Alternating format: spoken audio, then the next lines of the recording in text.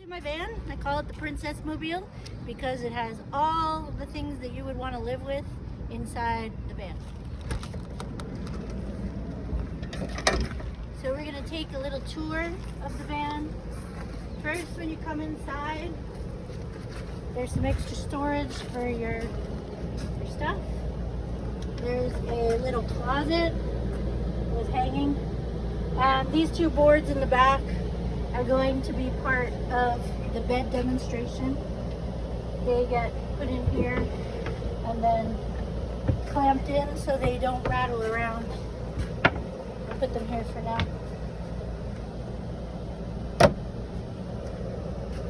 This is the bathroom. The three-way refrigerator.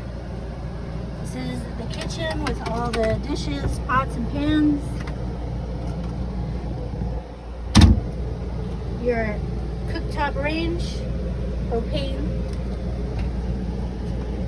convection microwave,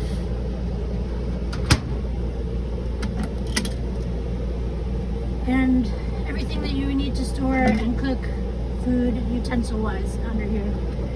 Everything is child locked so that it doesn't move around when you're driving and bumping around. To undo the child lock, squeeze in both sides, pull it down, twist it to the side and leave it. To put it back on, just do the opposite until it clicks. Little trash can. And the roll of trash bags is inside. The refrigerator will fly open if it's not locked while you're driving. And this is the three-way fridge. When looking at the fridge, there's a level. You want to make sure that you are parked with the bubble in the middle. So if you are parked and the bubble is not in the middle, you will burn out or short out the refrigerator. So it's very important that the van is parked level whenever you have the refrigerator on. There's 3 settings. One is when you're plugged into shore power like we are now. That will keep it cold. 2, when you're driving, you would put it on battery. That gets it coldest. So it's really important to remember to change the refrigerator when you're driving. Otherwise, you'll use up all your inverter and your battery. And then 3 is propane. This is for when you're boondocking. And the way to turn the propane on, you put it on the setting, you push in the dial, and you click the starter as many times as you need until the little orange piece goes onto the green. Once it goes onto the green, you know that the propane is filling, and you can close it, and it will maintain the temperature of what you created when you were plugged in or when you were driving. So those 2 features, cool it and the propane kind of maintains it. For now, we'll just turn it off since we're not using the van. Also, I have a thermometer in the fridge. It looks like this. I have one in the portable fridge as well, and the dashboard that tells you what degrees they're at so you can make sure that your food is staying fresh. This little basket is for like fruits and vegetables, and I have a little freezer up here too, so it can fit a pint of ice cream, but if the temperature doesn't maintain freezing, it's not going to stay frozen.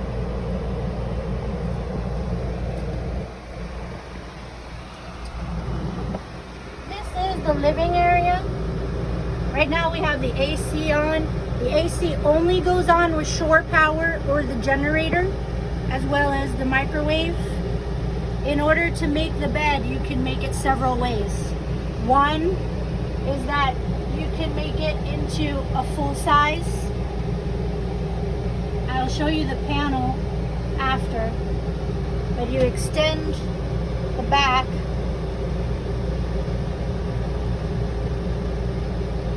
and you can sleep sideways, head to toe or head to toe, just on that portion, and it'll be full size. So if you're one person, and you don't want to make a queen size bed, you got that space. And then you still have your seated area. If you're 2 people, but you don't want to cuddle up, you can totally make the bed and sleep twin style, head to toe, and the same on this side with this couch. If you want to share the bed or make the bed big, that's when the panels come in.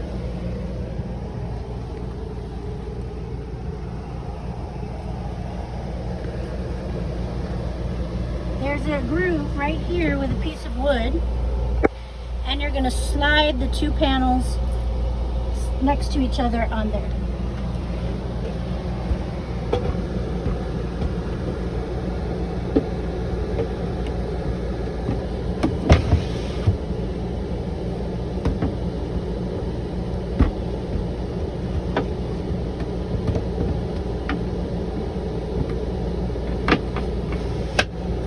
Like that. And then you're going to take the pillows and pull them closer together so that the backrests are down.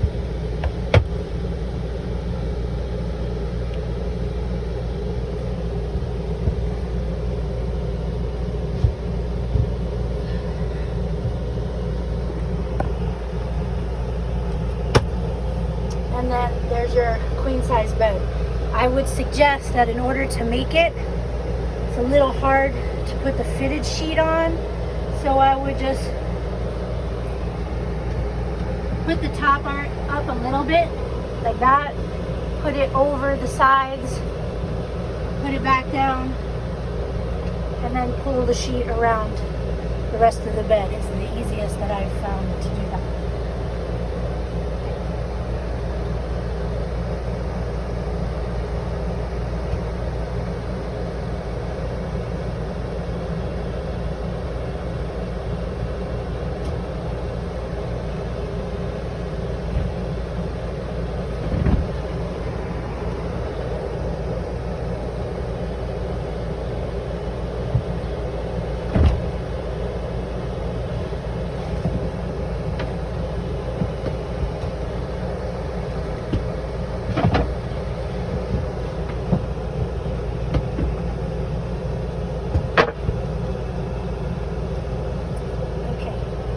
So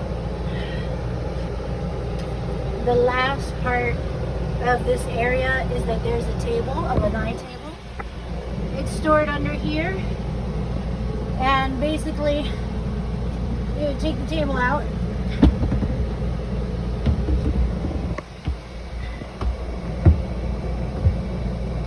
and you would take the table parts out, the lagoon table, not the lanai table, I got that wrong.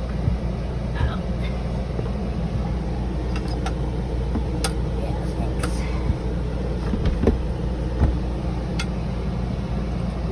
And then it fits in this track. Okay, so this is the motherboard. It tells you everything about what's going on with the van. This is the home page, which is under the home icon. It shows you a little bit about everything. On this page, the important things are the temperature with your furnace, your vent, your AC, and when you have different, like right now we have the AC on, it's on low. There's a high version and an auto version, and you can pick which temperatures you want. The outside temperature right now is 81. The inside temperature is 69. And it does the same in the winter when you use the furnace. Over here is the only place where you'll see the tanks. So LPG is how much propane you have. The black tank is how much waste from the toilet you have. The gray tank is the waste from the shower and the sinks. And the fresh water is from the fresh water tank. When you're using the fresh water tank, you always want to use the water pump, so it pumps the water into the faucets so that you can use it. Right now we have everything completely cleaned out, so the first thing you'll want to do is use the drinking hose with the filter and fill up the fresh water tank, which we'll show you in the video as well. Here is where we see how much voltage we're using. Right now we're plugged into shore power, so it's always going to say 14 volts because we're not using any solar or anything else. And 0 amps means that we're not taking power away by having things plugged in from all of the volts. Once we unplug the van and we use the inverter, or we use the solar panels, or the 110 or the DC, that will start going down. And if you ever see it get below 12, you need to plug in or drive to recharge the lithium batteries. We have a little less than 300 watts of solar and 200 watts of lithium battery power. If you want to use the generator uses the gas that you put in the car in the tank. You need to press and hold the generator button until you feel it start. It says that it's running, and then it says it can run for 19 hours, and then when you're ready to stop it, you just push the stop button and it'll tell you that it's stopped. On the second menu are all the lights. They are blue when they are on. The ones that have arrows are dimmable, and that's that. And then for the system, this is where you can put the fan on.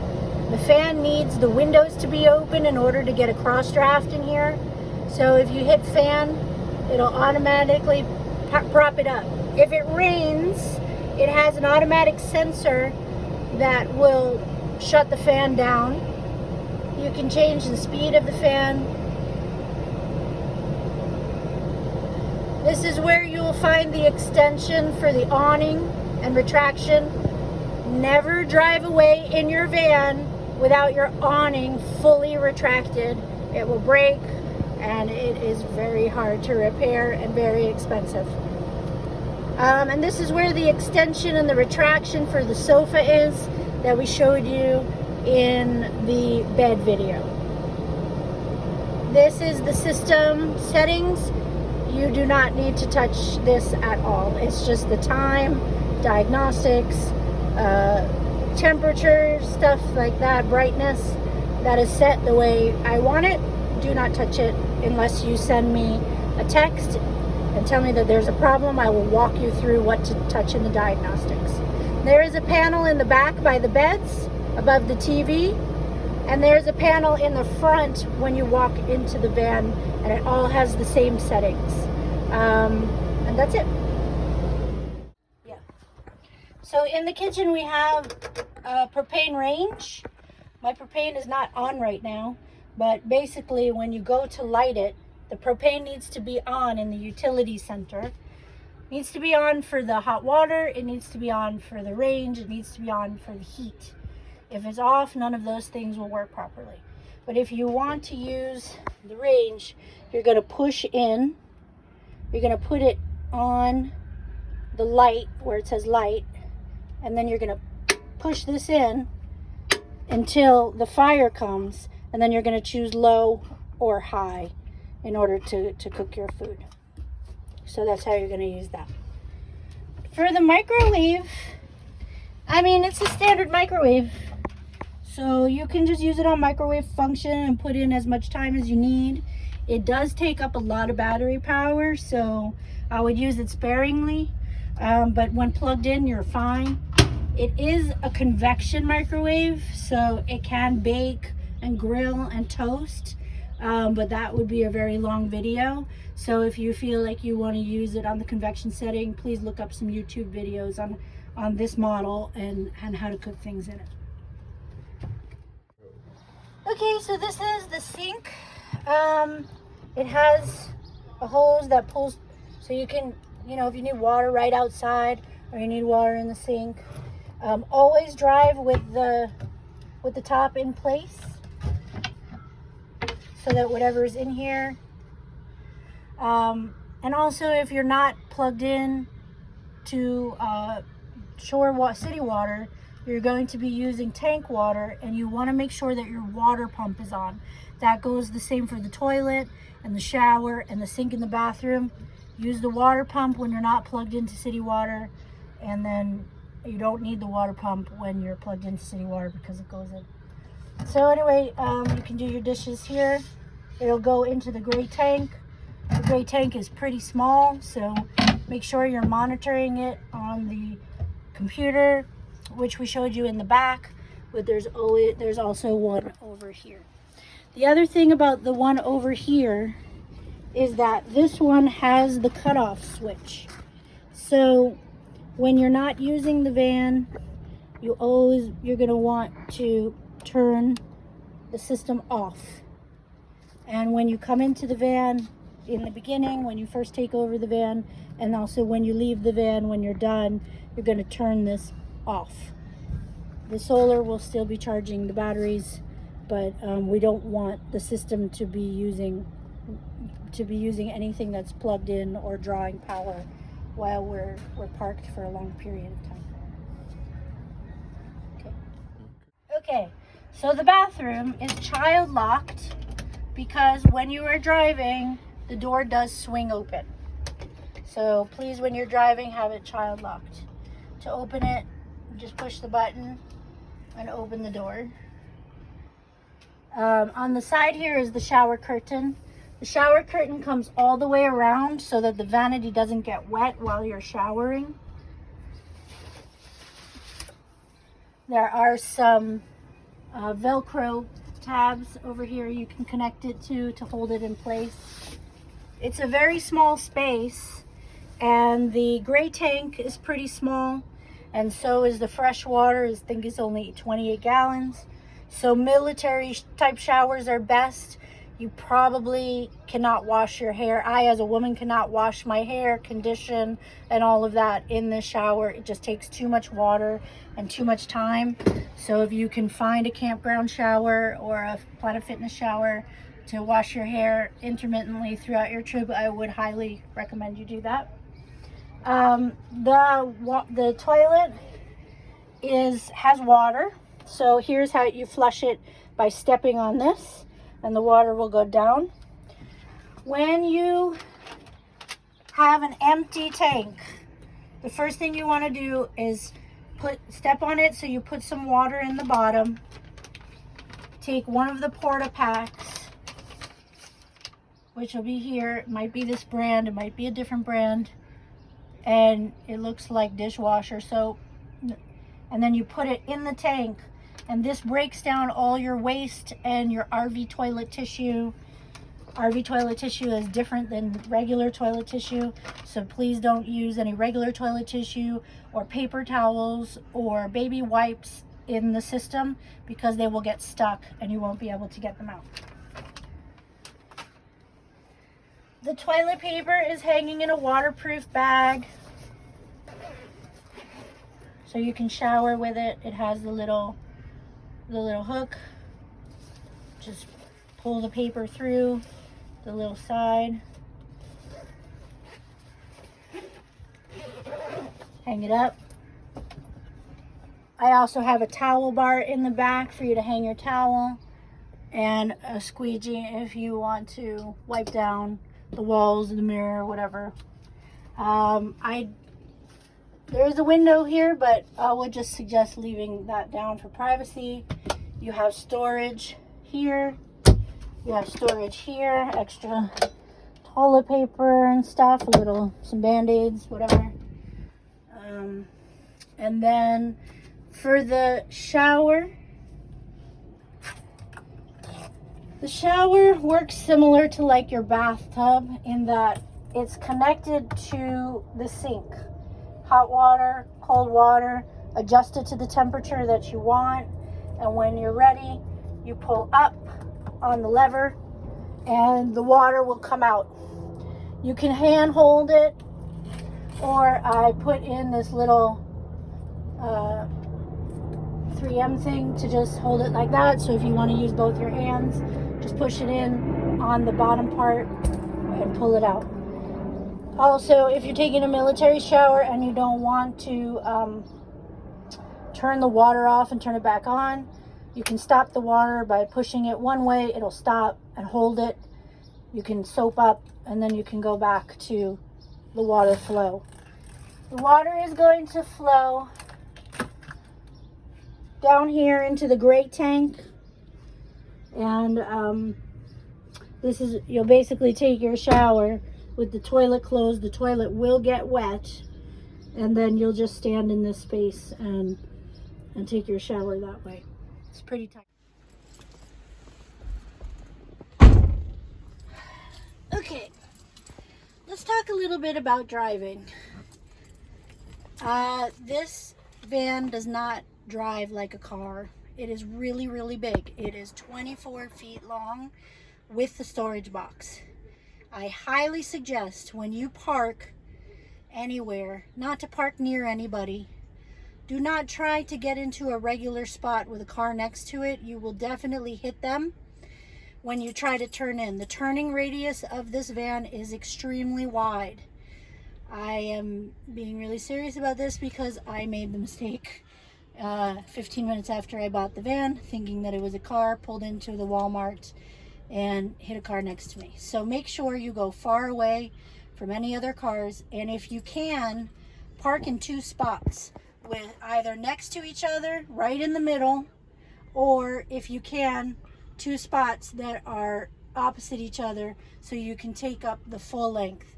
And even if it's in a parking lot where there's a lot of spots, take up 4 spots. Take up as many spots as you need so that nobody parks so close to you that you can't get out and you can't get in easily. Also, the slower you drive, the easier it is to turn the van. So if you're making a U-turn, make sure there's no oncoming traffic, and go really super slow, because you'll learn really quickly that things in the back, they move around, cabinets open if you haven't closed them. So that's some of my driving tips, is to just go slow and take up as much space as you can. When you're switching lanes, don't try to cut anybody off. Let everybody go in front of you if necessary. Somebody will let you in. And then change lanes slowly, because this van is very sensitive. When we're looking at the van, it's pretty standard with your car in terms of the dashboard and the gas. You fill the gas right next to the front door. As soon as I get out, the gas tank is right next to the front door on the right hand side. It takes regular unleaded gas. And I do have cruise control. You could probably read about how to use it in the manual in the glove box. Everything else here is normal. The navigation is under nav.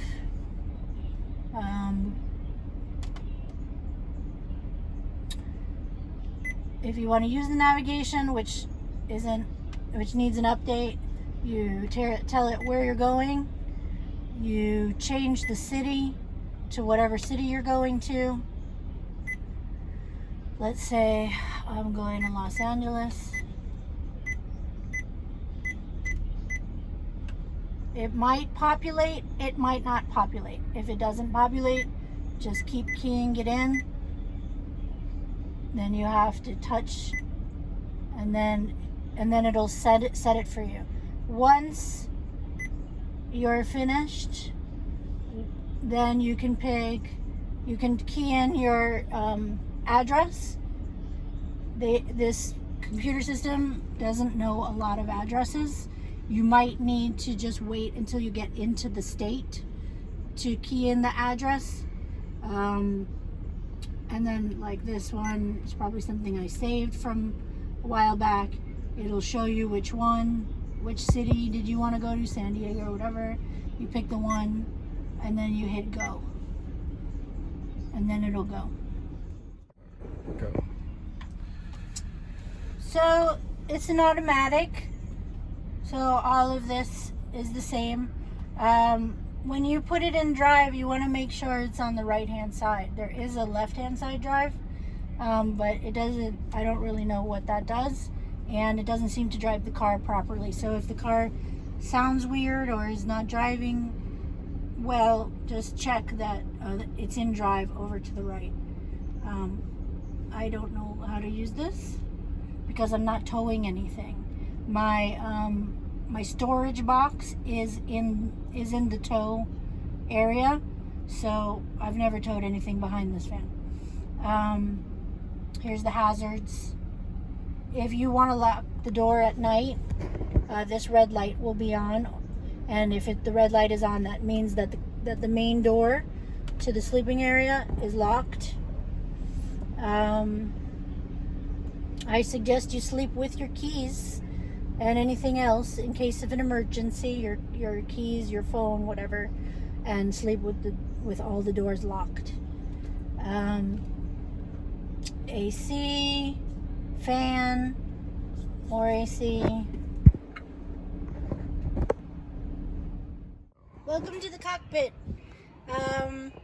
Number one thing, most important, the registration is in the glove box. And both of these chairs swivel around. There's a yellow tab in the front bottom, on the bottom of the chair. You lift up the yellow tab, make sure the seat back is all the way up, and you can twist the chair all the way around if you want it facing into the van. You can play with that if you want to do it. I have my refrigerator freezer here, so I usually don't turn the seat around. I use this here because I use it as a middle piece while I'm driving, also to put my phone down or other stuff, and then also it fits here without taking up space in the van. But if you want to put it in front and back of the seat when you're parked to use it, you can too.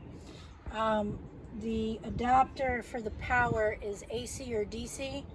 I suggest you use DC because it takes up less battery, and where I showed you where the DC is in the back that's attached to the inverter, it takes very little power off of the inverter and it gets really super cold. So when you plug it in, this is for the phone. When you plug it in, there's two, here's the adapter for the DC in the back.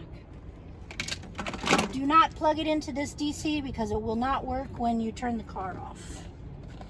This is the adapter for the AC if you wanted to plug it in to one of the outlets on the kitchen. So basically you just put the power on. It'll probably be in max. You can choose max or eco with the system's function, and you can change the temperature with the plus and minus. There is a manual on how to use it. They tell you how to use it on the sticker. The manual is in the orange basket in one of the cabinets. This is the utility center. You can hold it open with this clip. And in the utility center, we have the gas. Right now it's off. We have the city water, where you have a direct connect from the water to the van. And then the other side, we have the city tank, the water tank. This is for the antenna, for the cable, which you don't get too much anymore. And then this is for the power.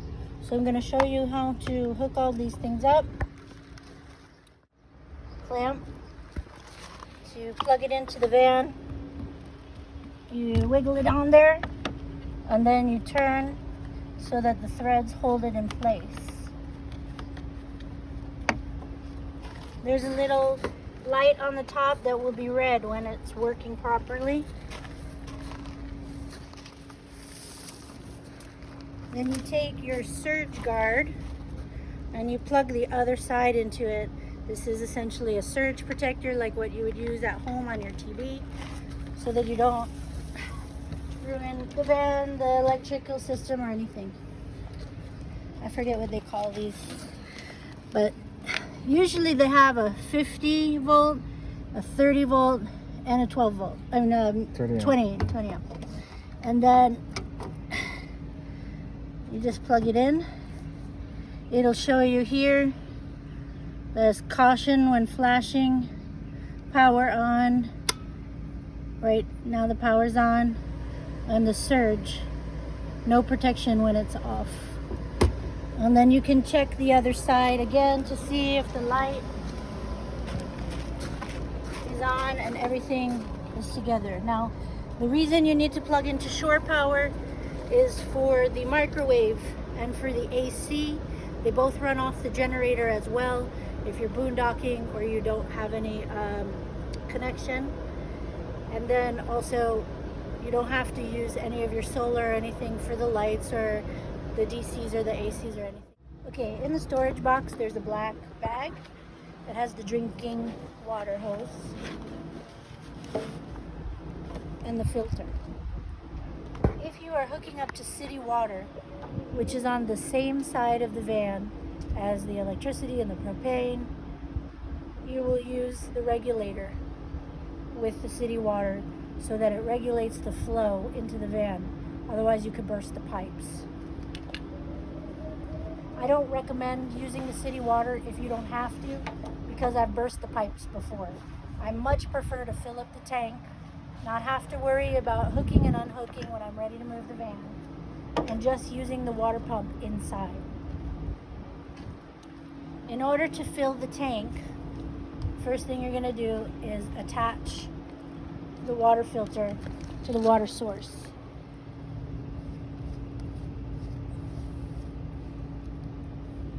I also have a wrench in the van if at any point in time they get stuck with the water pressure.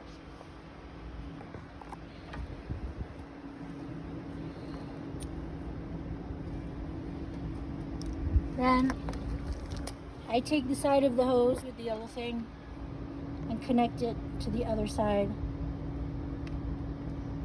of the water filter.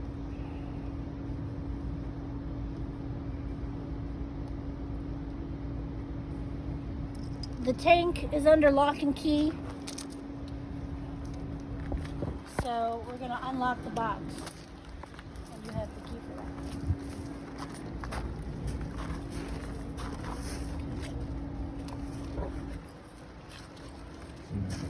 that. Okay. Well, we're going to open the in the tank. It doesn't turn itself off. When it's full, you'll see it drip from underneath, or you can check the inside panel on the home screen where it says fresh water, and it'll be at 100%. So we'll show you that in a minute, and then how to disconnect everything. Okay, the gray colored key on the keychain is the one that opens this box. Put the hose in, and then you're going to turn on the source.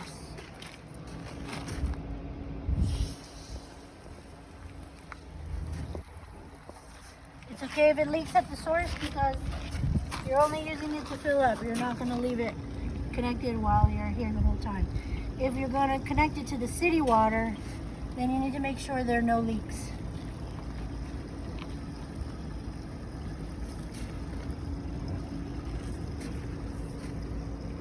So we're going to fill up the tank once you have as much water as you need or as you want, because you have to realize that the water is heavy. So as you're driving, you're also creating weight for the van, and you'll use more gas when you have more water inside. So if that matters to you, you can fill up the tank a little bit, you can fill it up all the way. It just depends on what your plans are, what your destination is, if you have a water source where you're going, that kind of thing. You'll also want to check the tanks when you get in. Okay, so turn it off.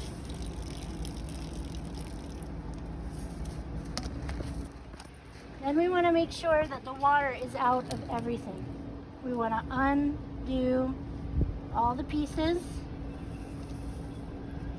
And we want to make sure nothing's leaking.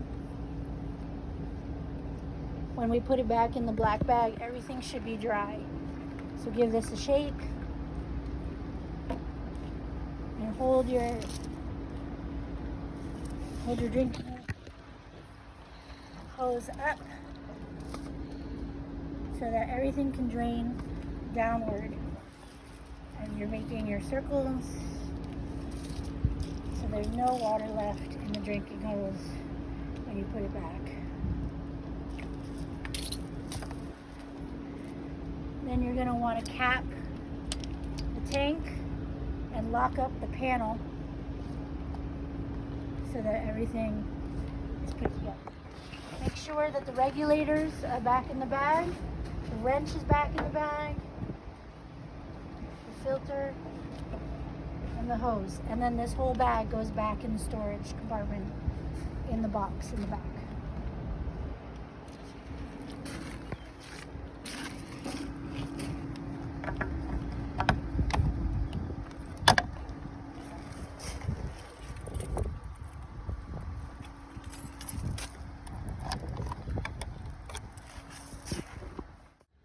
Okay, go. Okay, this is the water heater that is outside.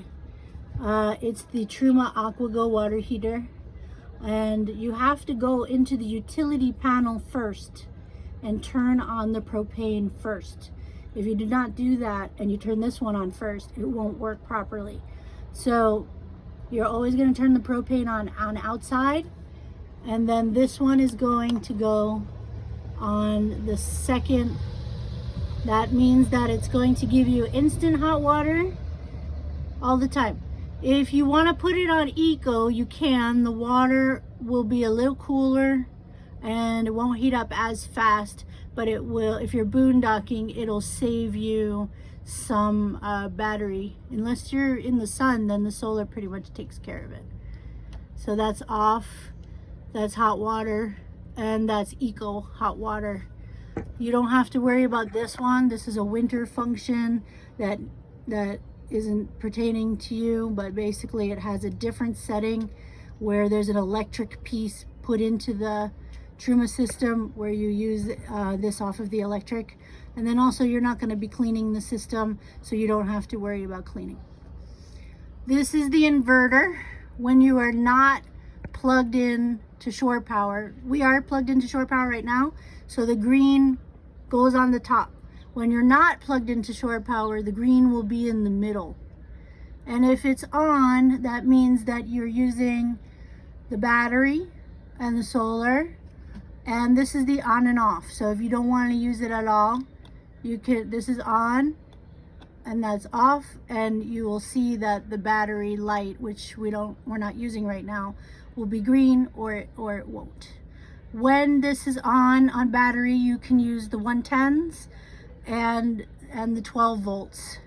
I have a 12 volt that's connected to the inverter down here behind the garbage. So if you want to use the auxiliary fridge freezer or something else that needs DC power, you can plug it in here and it will go off a battery. If you have the car turned off, the DC lighter power in the front does not work consistently.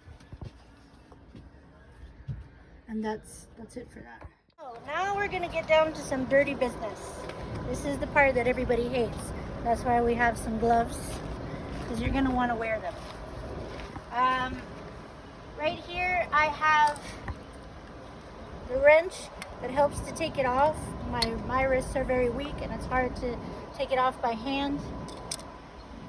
This is the part that goes into the sewer. The sewer is usually a little silver chamber that looks like this, and this fits right inside.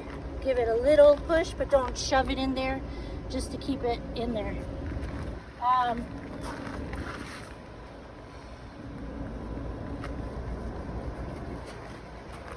This is where the tank's output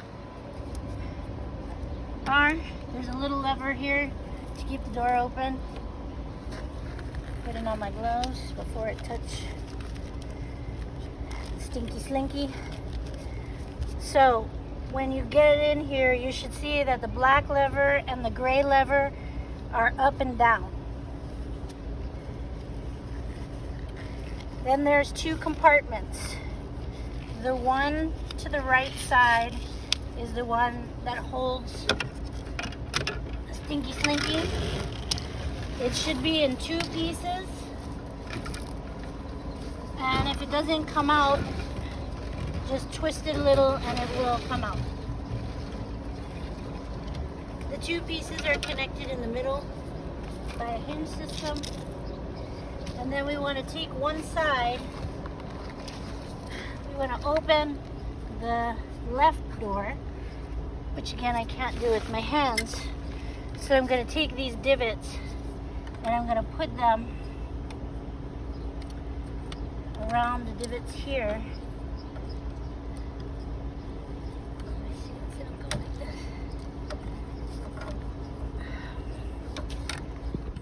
Stops. You're going to take this other side and attach it to this.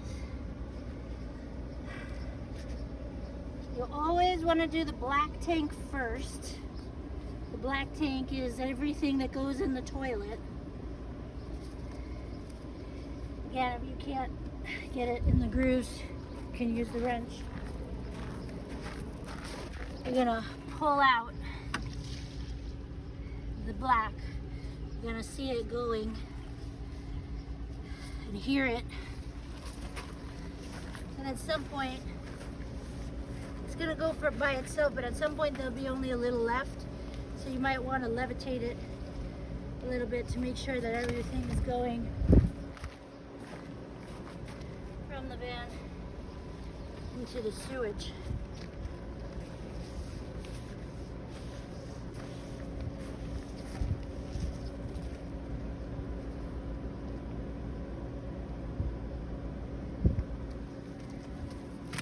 When you're sure that everything has left the building and is down the sewage, then you're going to want to close up the tank again.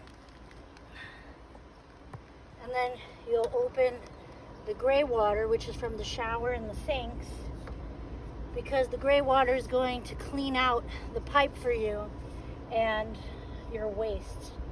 So you'll hear it swish and you'll watch it go down, and you want to wait until you can't hear any more trickles on either side.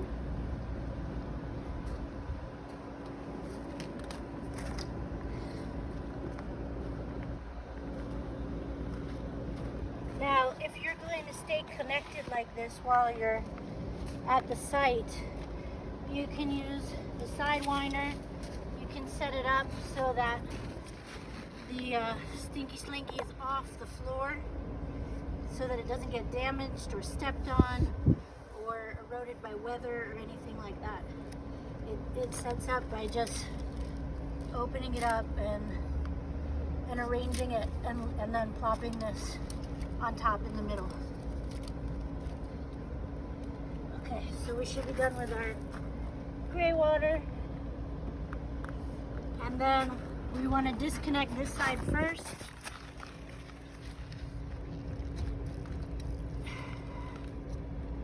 It might still be dribbling somewhat.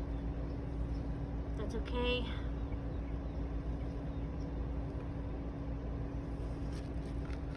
You want to put the top back on.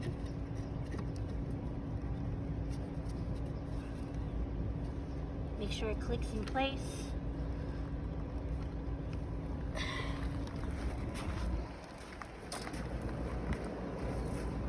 Make sure all the waste goes down. You can even put some water from your hose down there if you don't feel like it's clean.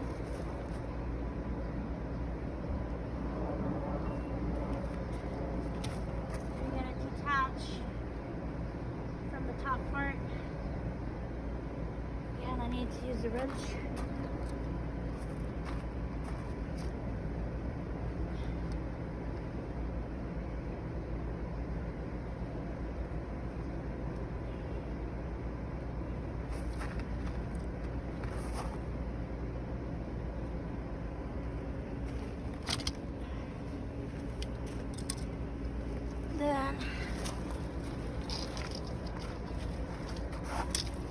back in the hole.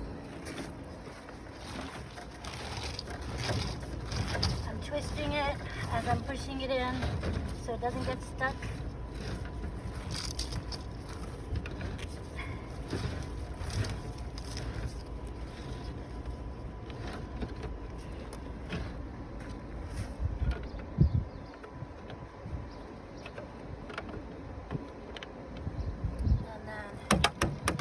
Down,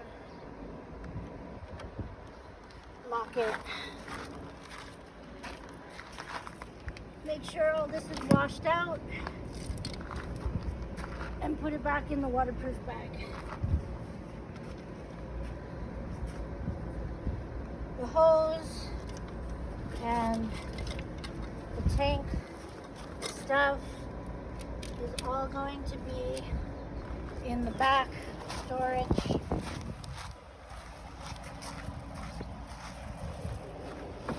Back here in these waterproof bags. Make sure you wash your hands after. Okay, so the contents of the storage container is an emergency kit, an emergency axe. You don't need to mess with this. This is a piece for the Truma water heater. There's a table, collapsible table. There will be 2 chairs in here for camping. There's a stool. This is a mat or a rug for camping. Screwdriver, flashlight, and an extension cord.